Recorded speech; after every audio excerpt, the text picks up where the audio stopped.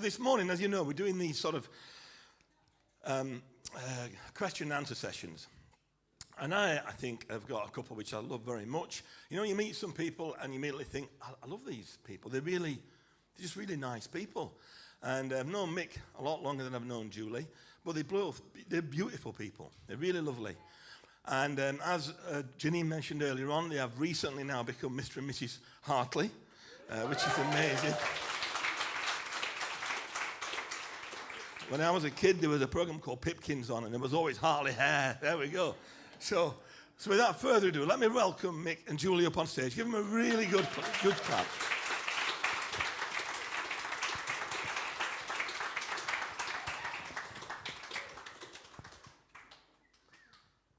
Take a seat. Thank you. There you go. Right. So, hello. There we go. So we have got some questions, but I don't think Mick and Julie are all that scared of talking, to be honest. So I think we're going to be okay for time. But first of all, there might be some people that don't know that well. So do you want to just start introducing yourselves and, just saying a bit about yourself so we can connect? I'll go first, then, yeah. Good morning, everyone. Feel privileged to be up here this morning. Really do, yeah. So my name's Mick Hartley. I was born in an area called Gleaglas, not that far away from here. I grew up there for many years, and then I came to an age where I wanted to start exploring, around about Sheffield. So I ended up getting into property. I'm blessed to get into property, so I could buy an house, do want to move about and sell it and so on. And now I've ended up living in a lovely place called Hollow Meadows. So a lot of people might not know where Hollow Meadows is. So it's on the A57 going out from Crosspool, Rivlin area out towards Manchester. You probably passed it, going to Manchester Airport. And it's a beautiful place, and we're blessed, and we've got a couple of acres out there. And I'm not saying that with a big ego. I'm just saying that I'm really blessed. I bought a plot of land out there, and I had to kind of blood, sweat, tears, and so on to build a house.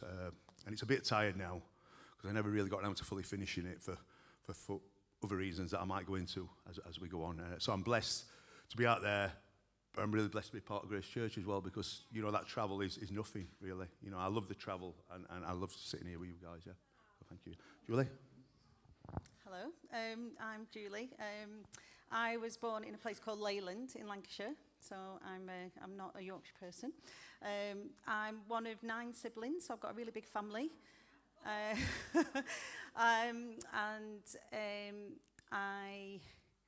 I like mountain biking and exercising and snowboarding. They're kind of my hobbies and interests. And I have a daughter called Anna who's 13 going on 26. So very much keeping me on my toes at the moment. But I love being in Sheffield. And I love where Michael's house is. I love Grace Church. I love everybody I've met over here. So yeah, I'll tell you a bit more about that in a bit. That's brilliant, thank you. So in terms of what you guys do for a living or to keep occupied, do you want to just tell us a bit about that? So presently, I'm proud to be a kind of founder of an organisation that supports people in addiction, people in active recovery. We support people with ill mental health, people with neurodiversity. We support affected family members as well, families that are experiencing the negative, repetitive ripple effects of a loved one experiencing the sadness of addiction. And we do that, we've got a few people in Carmel helps as well, and Julie's now helping, help us to kind of maintain it. And it's a small organisation, but at the moment that's how it's kind of works. We wanted to make it bigger, and I'm sure we will over time, but it's just, we're really blessed to be helping a lot of people. And I will say this, Jesus is definitely in the middle of our boat. He really is, and it really is. And from week to week, sometimes month to month, I'll always ask Jesus, is this what you want me to be doing? Is this, and we will be celebrating 8 years in November as an organisation, so he's with us, definitely.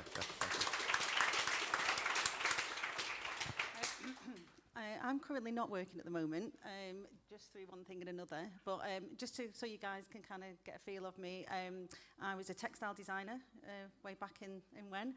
Then I moved into recruitment and was a recruitment manager. And then my last position, which I kind of stepped away from, I was a careers coordinator, and it was a position that I really enjoyed.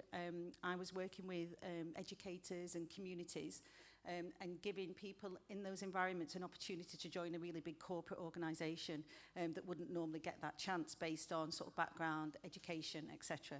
So it was a really rewarding position, and I may have the opportunity to go back to it, but I think I'm going to do something more here with Michael and a few other things. Okay, so I think some of us know some of your story, but in terms of how you became a Christian, I think that's always a great leveler. You know, a great interesting thing for all of us as Christians to hear. So, who wants to go first? I'll go first. Yeah. So I became a Christian. I grew up in a household where my mum was Catholic. I was christened a Catholic when I was young. As I've split away from the family at quite an early age, I got lost. I got lost in the world. I got lost in the flesh, the desires of the flesh, and so on. I became quite unwell with it, in where I started acting out in certain behaviours and using certain substances to change the way I felt through past trauma. You know, where like kind of escaping into substances for some kind of rest, some escapism, would I say. I got lost in that for a long, long time. I become more unwell and more unwell. And I was using these substances from past kind of abuse that went off when I was younger. And I was still doing that at 45-year-old. And I became that unwell that I ended up in a couple of treatment centres. And I started working a 12-step program, so people know about 12-step program. It's a spiritual program. It's not a religious program. But there's lots of God in it. And I do believe the 12-step program is for people to find God. You know, you work a program to eventually get a relationship with God. And I've always had a relationship with Mary, Mother of God, and you know, and that side of things, and Jesus stuff. But when I became really unwell, I needed a power greater than me to kind of help me get back to sanity. And I was really open up to the idea of building that relationship or getting God back into my life. And I asked God to come back into my life, and I opened my heart up and asked Jesus to come into my life, which he did. But it kind of happened in a way that, I'll be honest, I sat down with a nun, and I was going on about past stuff, inner child stuff, you know, that I was struggling with, and, you know, it was still causing problems in my life, this past trauma that was unhealed, you know, unhealed wounds that were still showing themselves, you know, in certain experiences, certain kind of relationships and so on that were spoiling everything. And she kind of said, you know, just ask Jesus to come into your life, and which I did. And it's just a beautiful thing. And just moving quickly on then, we started an organisation up, and Christians started coming to our organisations, you know, to our meetings, and I really wanted a bit what they've got. Because, yeah, I walked into a church, and I thought, yeah, I've got it boxed off, I'm free about using a drink or a drug, but I weren't nowhere near. And we talk about in the 12-step stuff, you know, finding a God of your understanding and stuff like that. So you get some people, without being disrespectful, saying, yeah, I've got God and stuff, but which God are you following? What God? Do you know God? Do you know Jesus? And I got to learn about Jesus and who he was and what he did and what he came for. And it was just a beautiful thing. I think that's why I want to be following. And I've followed him ever since. And I'll follow him till the end. You know, so bless. Julie? So, like Michael, I was born into a Roman Catholic family, and I've had a faith all my life. You know, my family still go to Catholic church, and my brothers and sisters are quite, you know, they work for the church, so I've always had faith. And then I was living in Carlisle, and I met a friend from South Africa who invited me around to her place for dinner one night, and it was a prayer night because her dad was a pastor, and I enjoyed it, and I ended up going every week, and I became really close to her dad, Bill, and we had a connection, so I used to really enjoy that. And then we lost touch, moved away, moved back to Lancashire. Pixie moved down to London, and then just at the start of COVID, we connected again. So I joined Bill's online prayer group, obviously still going to church meanwhile, but joined out of nowhere, God.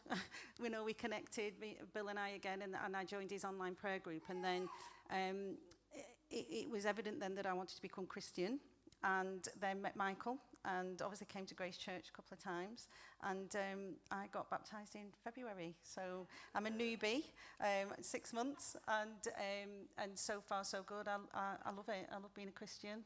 I want to develop my relationship with God, and I'm thankful that I'm here at Grace Church.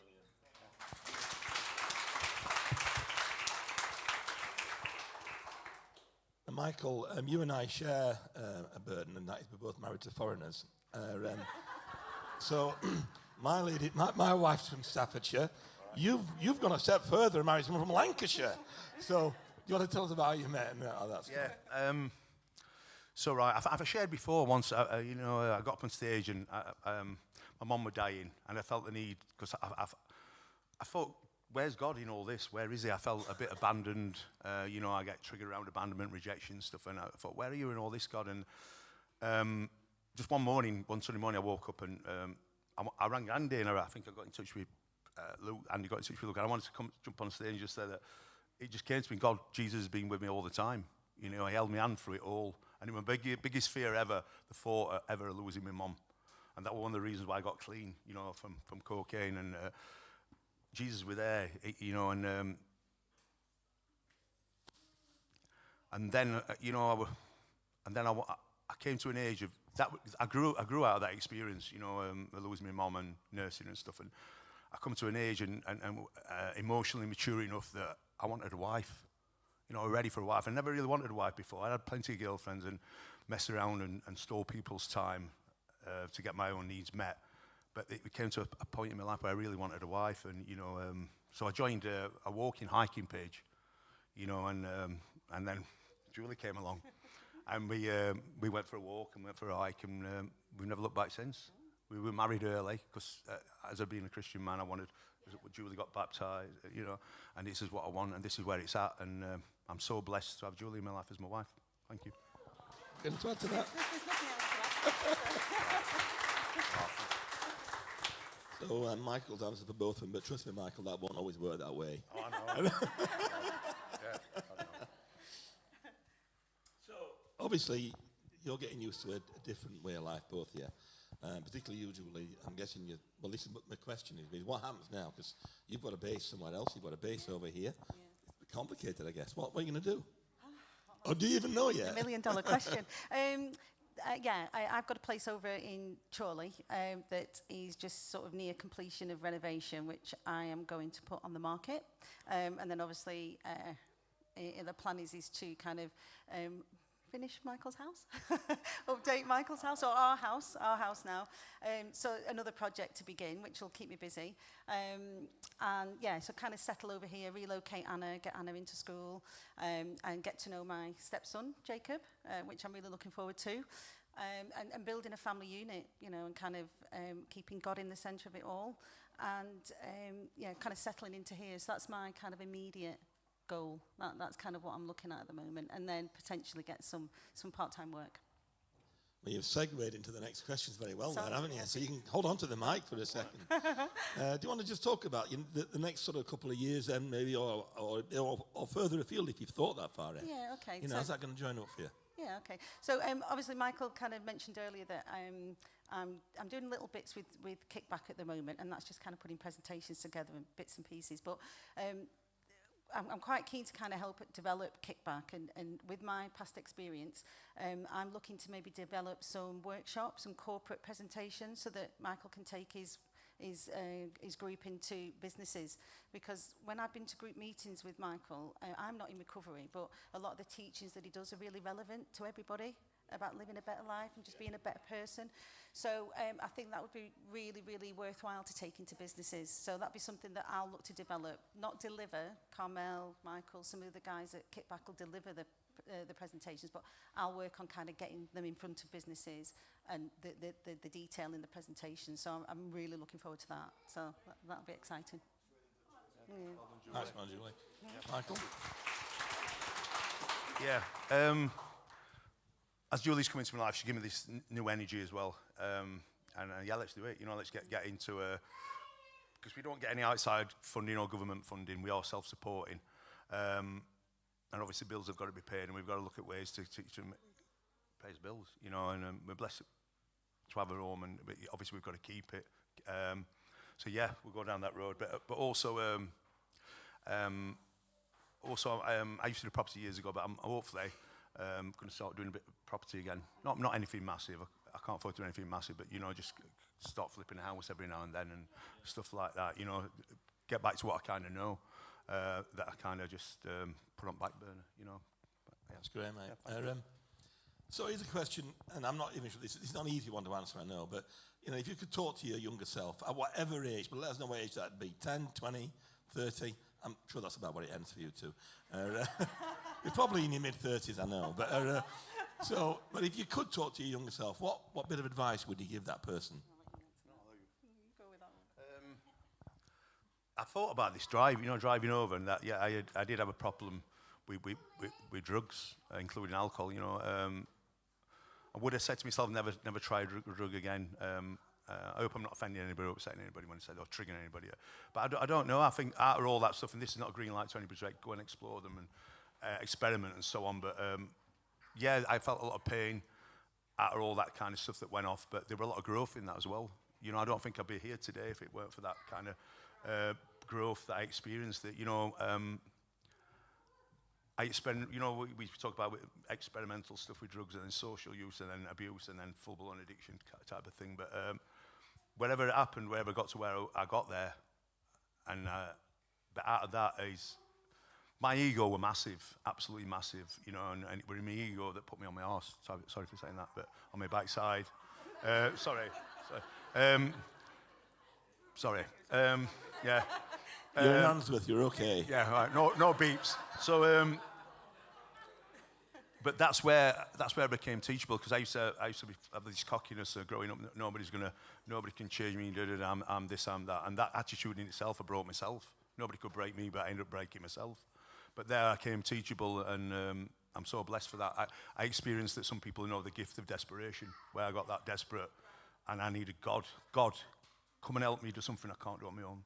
I was that desperate, and that's where God come and blessed me, and His God's grace got me well, and just quickly with that, Kickback Recovery gives us a platform to share the good news. That's what I'm blessed with. Every day, every meeting, Jesus, God is mentioned, and the miracles that He works, and the best teacher ever is Jesus, the best counselor ever, the wonderful counselor, and so on. It gives me that platform to share my story, share my hope, and share my faith, and I'm going to shut up. I thought about this answer as well, and it's just really simple. Is just to love.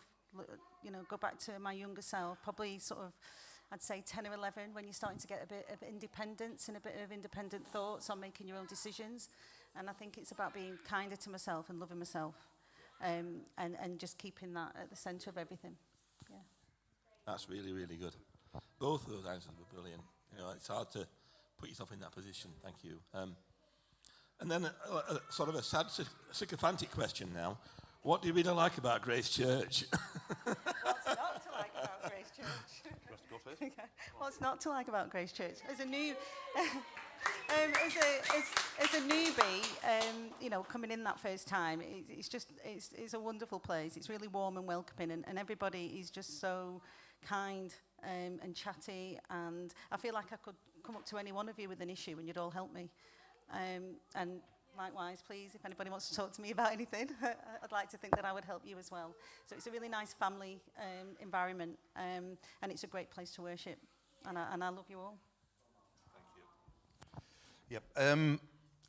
My old church, I left for whatever, COVID stuff were happening. The church kind of got split, it got divided, for some kind of church leaders falling out and some complaints and so on. And I kind of obviously maintained my personal relationship with God, but I didn't come to church on Sundays for quite a bit. And Andy used to always say, and Huggy and so on, he would say, why don't you come to try Grace Church? And then I did, and I had it in my head that, right, I'm not going to get, this is my way of thinking, but I'm going to go to church, I'm going to sit at the bike, I'm not going to get involved with anything, I'm just going to come and go, and that's what I want to do. But I want to be involved now, I really want. I found a family. Travelling is not a problem. Sometimes I've visited churches before, and they kind of say, well, you need to find a local church. It really sticks with me that you guys have never said, find a church nearer to your home. You know what I mean? It's just his family. It don't matter if we're travelling now. It's not that far anyway. But I'm just blessed to have found a group of people, and blessed and so grateful that, you know, when we got married, you guys come and prayed with us and blessed us, and that meant so much to us on that day. That, for me, that one of the most important things of the day. I know, obviously. So many friends and family said the same. Yeah. You know, that was, they loved it. They loved that part of the whole ceremony. Yeah. You know, we had lots of comments. And to have family such as yourself around us that could get up and smash it, if you know what I mean, and everybody were like, you know, believers or not believers, were like, wow, that were powerful, that. And it's something really that we're proud of, isn't it? Yeah, we're proud of Grace Church. Thank you. Well, I will just say, we didn't really talk much about that, but I think I can talk for Andy and Luke and Leah. We were humbled to be asked. Definitely. It was an honour. Thank you. Thank you. So, I'm wrapping it up now because we've only got 7 seconds left, but we can go over. It don't matter. Anything you want to add? Any question that I've not asked you that you wanted to answer? How long have we got? No, I'm joking. No. So you asked us, or Andy asked, and then we got talking, and we were sent some questions to give us a kind of idea what questions we're going to be asked. And to be honest, without being disrespectful, looked at it for, yeah, that's all right. And kind of put it, life got involved, and meetings and so on, and commitments and so on. And Well, you got married and stuff. Yeah, and got married, yeah. And you went to Sri Lanka. Yeah. Well, a lot of holding hands, and yeah. Few little tips now. We're married. And yeah. Let's be honest. Yeah. Yeah, brilliant. So it came to like, we've got them questions tomorrow, day after, and so on, and then we just really trusted in God and the Holy Spirit that we were going to be all right. I mean, whatever came out, it comes out, and would we be judged or people falling out with us or anything? No, it was just. That's all I just wanted to add. That I think he's gone all right. Yep. Yes. Yeah. Do you anything else to add to that? No. Well, okay. Well, I'm not going to ask everybody, but it has gone all right. It's gone okay. We'd like to see you pass the audition. While you were talking, there were 2 words that just cropped up in my mind, and I mean these for both of you. I genuinely do. First of all was the word sincere. Every word that you say is coming from a place of sincerity. It's transparent and it's obvious, and it's lovely to see that. And I think I've known you longer, Mick. You know, of course I have. But both of you come across as incredibly sincere people. And actually, I don't mean that in any way to be condescending. It's just like written all over you. And like I said, I've known you probably maybe 5 years or something, Mick. So you've had chance not to be sincere. But I can tell that it's just oozing out. So, you know, please be reassured you come across really, really sincere. And I think that would be a great compliment to get.